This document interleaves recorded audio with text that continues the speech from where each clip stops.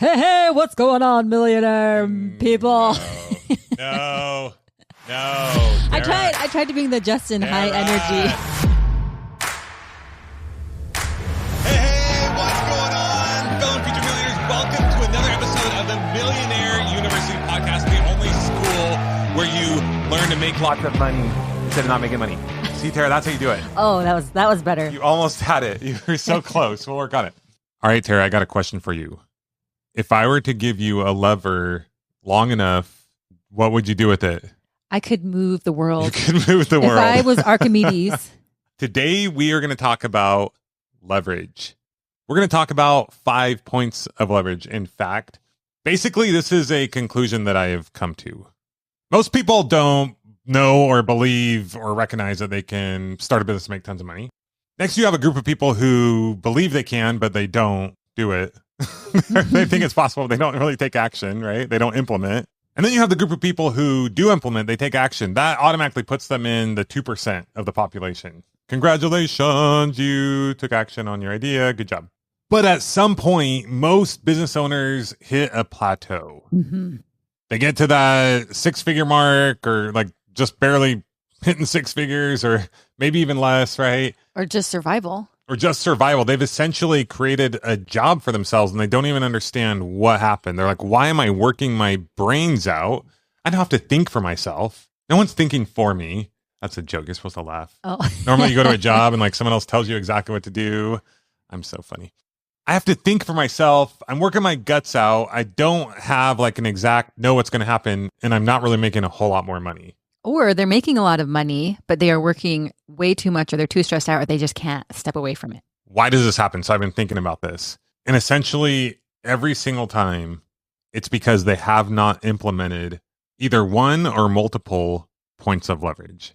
If you want to get to the next level in your business, you have got to be willing to implement a point of leverage. Just how you started your business, you had fears and concerns and things to get over. You now have a different level of different concerns. You have different fears, concerns that you need to get over. But the cool thing is, you've done it once before. You've gotten over those fears before. You're able to make that change. You're able to make the leap. If you can do it this time, it'll make you freaking rich. I'm like kind of joking, but I'm not joking. Yeah. Like I hear so many people say, oh, but I'm afraid to let go of control of this, or if I do that, or that's hard, or what if this happens? I'm like, listen, Linda. They don't even put themselves in the category. It's like, it's because of this thing outside of me that I can't get to where I want to go. Totally. Like, I'm not saying it's going to be easy to implement this point of leverage, just how it wasn't easy to take the leap into launching your business. But when you do it, after you fail multiple times and it finally works, if you're able to implement the leverage that we're going to talk about today, that's how you create a 7-figure business. That's how you create a business that can give you back time freedom. It gives you everything. So it's so worth it. Only just a small handful of people actually do it. So let's do this. You ready? Let's do it. Okay. Leverage point number 1 is people. Working with and leveraging the time, knowledge, resources of other people is by far one of, if not the most effective ways to grow your business. The other day, I was talking to a guy who's a mobile mechanic. He owns his own business. And I was saying, how's business? He's like, oh, it's busy. I'm swamped. Like, I can't even go to all the people that want me to come to their house and work on their cars. And I was like, oh, have you ever thought about hiring people?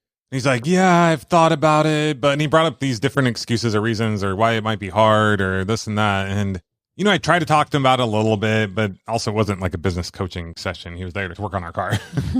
But I was just like shaking my head. So I'm like, man, this guy, he's figured out how he can make $100 an hour. But because he can't get over the mindset hurdle of bringing someone else on that he could pay, $30 an hour, he's kind of stuck. And while he's created a business for himself, he's kind of actually created like a decent paying job.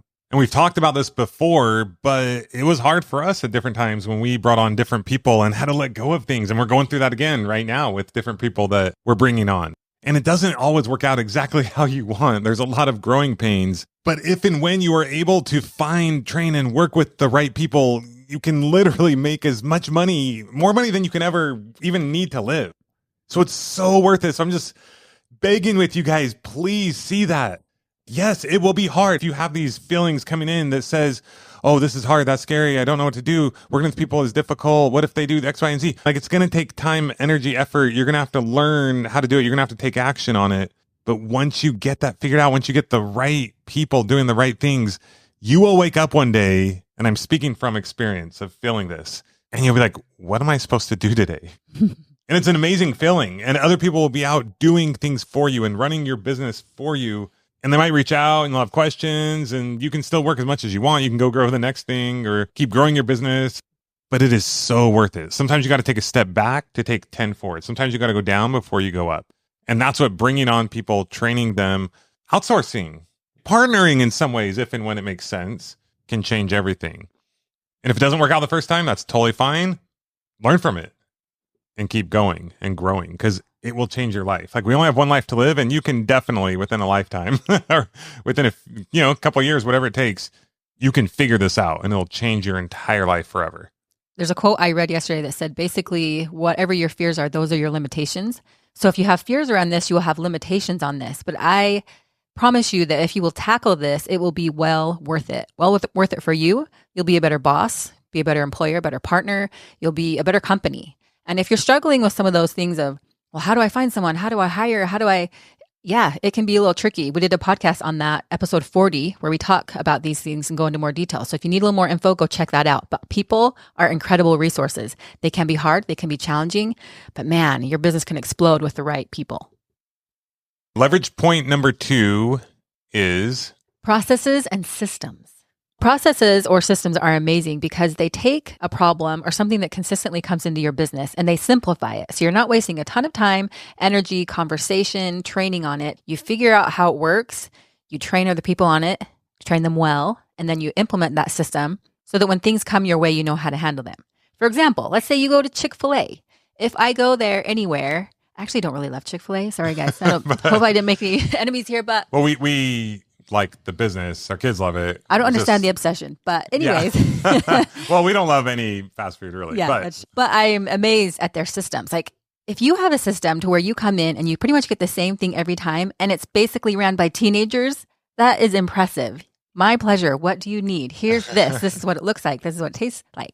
If I go to the drive-thru in Chick-fil-A and I order a sandwich, they don't have to figure out, like, where am I going to cook this and who's going to make the sauce? And they have these systems. So it's simple. It's a well-oiled machine. When employees come in, when they go, they have things that they know what to do and how it works. So yes, they hit bumps along the way for sure. But these systems make it easy for them to run their business on the day-to-day. But because someone created the systems and processes of the things that they do again and again and again, they're literally able to make thousands. I don't know how many Chick-fil-A's there are, like just thousands of Chick-fil-A's as a well-oiled machine.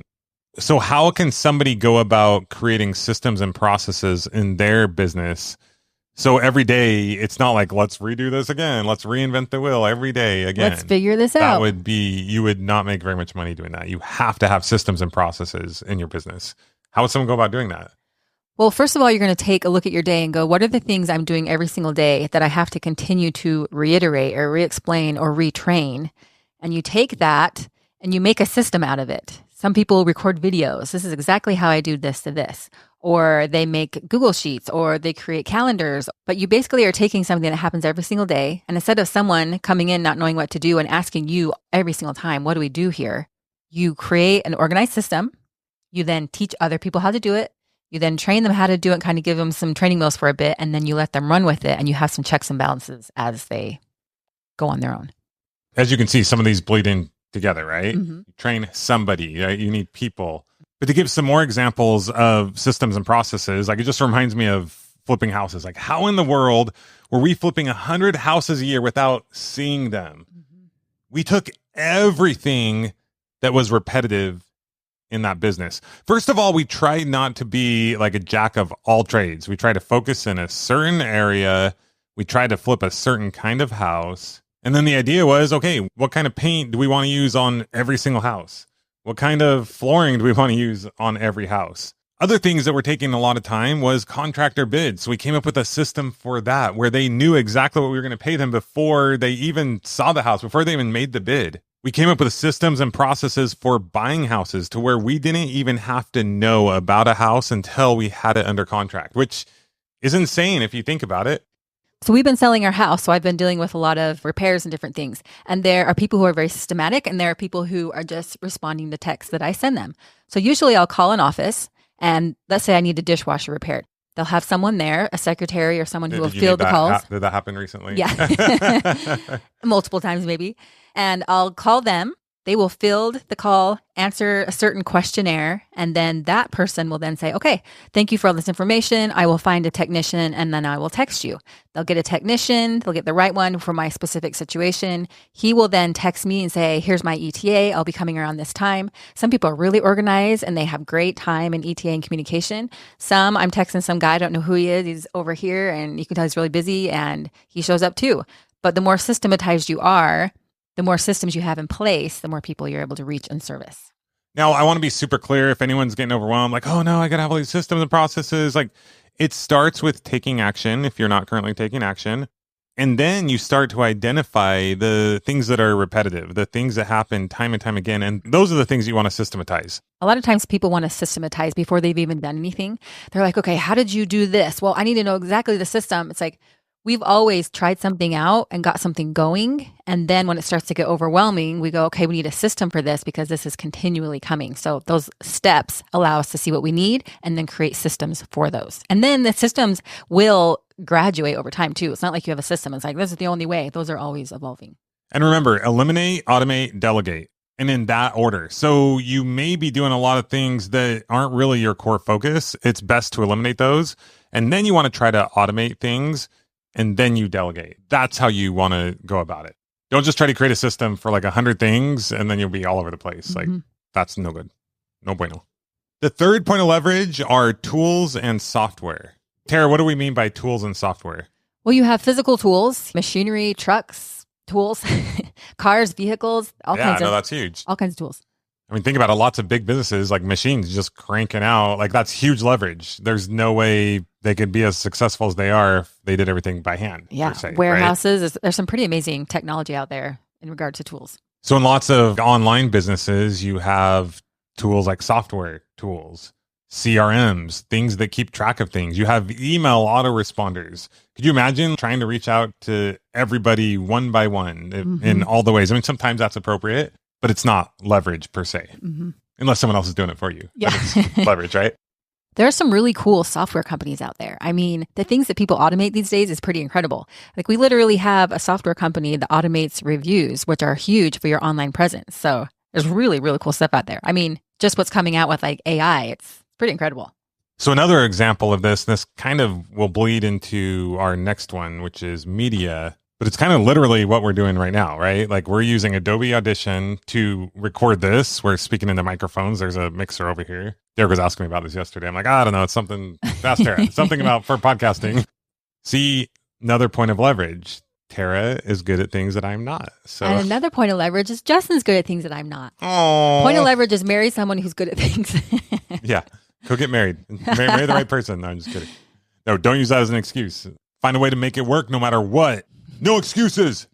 But kind of along that vein is if you want to coach people, you could do one-on-one, which isn't bad. But if you do one-to-many, but how do you do one-to-many? You leverage different platforms. You can use software to record videos, put that on a platform, and then hundreds of people can see it. You can drive traffic to it. You can sell these courses through leverage with follow-up emails that are automated, right? So doing some of this stuff is not necessarily simple. And once again, we don't want you to be overwhelmed. You do not need to implement all points of leverage all at once. Do one at a time as it makes sense for you and your situation with your business. But once again, to reiterate the point, if you are stuck and you're not reaching the amount of income or the level that you want, it's more than likely because you need to implement at least one, if not a couple points of leverage in your business. So we kind of already covered this, but the next one is media. For example, we're on a podcast, things like TV, like there's different ways that you can reach a lot of people at one time versus one-on-one. So Tara and I are talking right now, and this podcast will be heard by thousands of people, which is pretty crazy. It's pretty crazy, right? Like, you and I are in here alone on a Saturday talking, and thousands of people will hear it. Like, that's leverage. It's also leverage. Like one of the things that we're going to start doing is getting interviewed on other podcasts. For example, this next Friday, we have an interview on the Beyond the To-Do List show with Eric Fisher. And I think he has like 40,000 people that listen to each episode. Or I think it's like 120,000 people per month or something like that. So we're going to literally get in front of tens of thousands of people who are not our audience. And it's all through technology. It's all through media. Like tens of thousands of people are going to be able to hear our message and then know about Millionaire University and the things that we talk about. And it's just insane that that's possible. Like sometimes I just want to like grab people and shake them on the shoulders, or even myself. Sometimes we even take it for granted at times, right? It's like, oh, we got to do some work. It's like, look at the day and age that we live in. Look at what we have. I mean, think about back in the Stone Age, right? It's like, it was hard to make money back then. You're supposed to laugh. You're not laughing at my jokes. Oh, I'm thinking. I didn't live in the Stone Age. But my point is sometimes they talk about the immigrant edge and people come to America or to whatever country where they have certain freedoms and they're like, wow, I can do anything. Like we live in a time and an age in the information age and the media age where you can make anything happen. Is it easy? No, it doesn't mean it's easy. But the fact that you can do it, if you put in the time, effort, energy, the mental, just like work through the mental stuff that we all go through, you can literally do anything. Like it's an insane, crazy thing. Like media is super powerful. Once again, I'm not saying everyone should use media right off the bat, but that is an amazing point of leverage that you can use in so many amazing ways. That coupled especially with technology, with the tools, with the different software that's out there, it's insane. Absolutely insane. And another amazing point of leverage with media is that when you have a following, that is a huge point of leverage. Oh, you've got this many people listening to you. Okay, let's do this together. And so we know as we grow this podcast, the leverage that we have to work with other people, to partnership on different things, the opportunities will grow exponentially according to how we grow on media. And so media is a big one. And that's what you hear about exponential growth, or the compound effect. If you may have read the book from Darren Hardy, great book if you haven't read it. You put in these efforts and at the beginning it feels, oh, am I getting anywhere? Because no one's giving you like $20 an hour to start a business. It's something you got to go out there and you got to just do on your own. You got to have a little bit of faith, a little bit of trust in the process.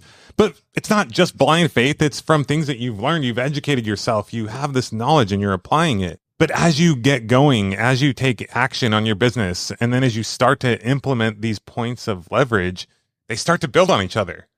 I love to watch documentaries. So I was watching one recently where this GM factory shut down in the Midwest and all of these factory workers got laid off. So they didn't have a job for 18 months, a couple years, and they were really struggling, which makes a lot of sense. And then this Chinese company came in and they were selling or creating glass that they would sell to automobile companies. Anyways, this new company comes in and these people used to get paid maybe $20, $35 an hour. And now they're getting like 14 and they're so mad. They're so stuck. They were so frustrated, so stuck. They had to create this union. And I'm like, this is wild. Every person in that factory probably has a phone and they probably have a podcast on there and they have no idea the possibility of what their life could be, but they did not have any point of leverage. Besides, I have position at this factory and the factory controls everything. Therefore, all I can do is work or not work. So points of leverage are huge, and understanding them and knowing them and having them provides opportunity in your life. The last point of leverage is money. Now, once again, I feel like I'm constantly trying to give the right expectations. I'm not saying that you need to have a ton of money to start a business at all. I'm not saying that you need to go raise a ton of money, but it is a point of leverage. It is something that can multiply your efforts if used correctly, when and as it makes sense. Or it can speed your efforts up so that it's not necessarily organic and takes a little longer. So what we typically recommend is you got to take action. You got to nail it before you scale it. You got to figure something out. But let's say that you're doing an e-com business, for example. And we talked about, what episode did we talk about ROI in? Horse?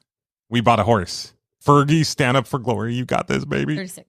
Number 36. So go back to episode 36 if you want to hear us talk more about ROI. But basically, let's say that you have an e-commerce business. Let's say that you're selling kitchen goods. You're selling kitchen goods. Tara likes to make a mean pancake, yes. And so she's selling pans. She's selling something in the kitchen. And you sell these kitchen goods and that you recognize, okay, it costs me this much to advertise it. It costs me this much to make it, this much to ship it. And I can see that for every dollar I spend, I can make $5 back. But the problem is I don't have enough dollars to spend. And so I'm like, okay, I guess I just have to do what I have. No, that's where you use leverage. That's where you recognize, wow, I'm making like 100%, a 200% annualized return on this, and it's pretty consistent. Now, don't go crazy right out of the gate, because if you go and borrow like tens of millions of dollars, like you may not have the same demand, but slowly but surely, if you need to, borrow a little bit of money, because it's not that hard to borrow money at 6, 7, 8, 9, 10%. Even kind of partner with someone if you need to, right? Like if Tara were to come to me and say, hey, I'm making these like 100 to 200% returns on this business. If you lend me $100,000, I will give you like a certain percentage of the equity, either in the business or in this particular thing, right? Mm-hmm. Any of these pans that we sell for the $100,000 that you give me, we'll give you like 20% of the profit. You can do it that way, or you can just do like a 10% type deal. Mm-hmm. So if you're making 100% on your money in a year, Tara, and you're paying me 10%, I want to say 10%, we're talking about annualized. So if you only borrow my $100,000 for 6 months, how much would that be? It'd be $5,000. If you're making 100% annualized in 6 months, you're going to make $50,000, right? So you're going to make $45,000. So that's the kind of leverage of money that you want to use. But once again, go back and listen to that episode if you want to understand ROI a little bit more. But using money as leverage point is huge. Just make sure you don't go out and borrow millions and millions of dollars for something that you have no idea what you're talking about. It's just that's stressful. That's stressful and takes a lot of time, energy, effort. Now, if you have a product or something, or you know someone who knows you're very confident it's going to work, you have a good business plan, all that stuff, you have someone who can raise money, cool, go do that. But we recommend using money once you've nailed it and then you're ready to scale it, if and as it makes sense. What's cool too is once you start making your own money, you can then take your money and lend it to someone else at a great interest rate and have a passive income coming in, which is pretty darn incredible. To have money out there working for you, just out there working every day, day and night, and you're getting paid on it. That's pretty fun. My brother Derek is here visiting with his family, and he was talking about how he was listening to this guy who was saying, at first you work really hard in your business. You are doing everything on your own. At some point, then you start to hire people, or the next business you hire some people, and then you make enough money to where the next business you just hire someone to run it for you, right? You hire a CEO. And we're here doing Millionaire University because it's something that we love and we're passionate about. But we're also working with other people and saying, here, go start this business. Like, we'll give you money to start the business. And that's a really cool position to be in, especially if you know what you're doing, right? Mm-hmm. I'm not saying if you don't know what you're doing, just go give tons of money out to tons of people, like Tara would say, willy-nilly, which I've never done. Don't do that. It's always a risk, you know. But it is pretty exciting if you do have extra $1 million, couple $1 million, that you can invest a little bit of that, 100,000, in someone that you see, oh, this person knows how to sell this thing, this software. And I know this guy who knows how to create the software, right? People, leverage, tools, leverage, money, leverage, mm-hmm. right? It gets really exciting. So there's all kinds of ways you can use, you can borrow money, can be a form of leverage. And then you can leverage the money that you have to have that money go out and, as Kevin O'Leary, Mr. Shark, what's his name? Mr. Wonderful. Yeah. I was going to say Mr. Meanhead, but he's Mr. Wonderful. As he would say, like, your money can go out and make baby monies and it comes back to you tenfold. It's a wonderful thing. Mm-hmm. Any final comments, Tara? I know you got to take kids. Nope. I'm going to go leverage my driving skills and take some kids to all the different activities that they're doing. All right, let's do this. You guys got this. Leverage. Where are you stuck? What point of leverage can you focus on today that will help grow your business? Amen. Speaking of leverage, we have been doing a lot of studying and connecting with people to help us improve our SEO and content on the Millionaire University website and grow our email list. And as we do learn, implement, we will be sharing all the goods with you as well. So be sure to follow or subscribe wherever you are listening now to stay up to date on all the good things here at MU. And we will talk to you next time on the Millionaire University podcast. Class dismissed.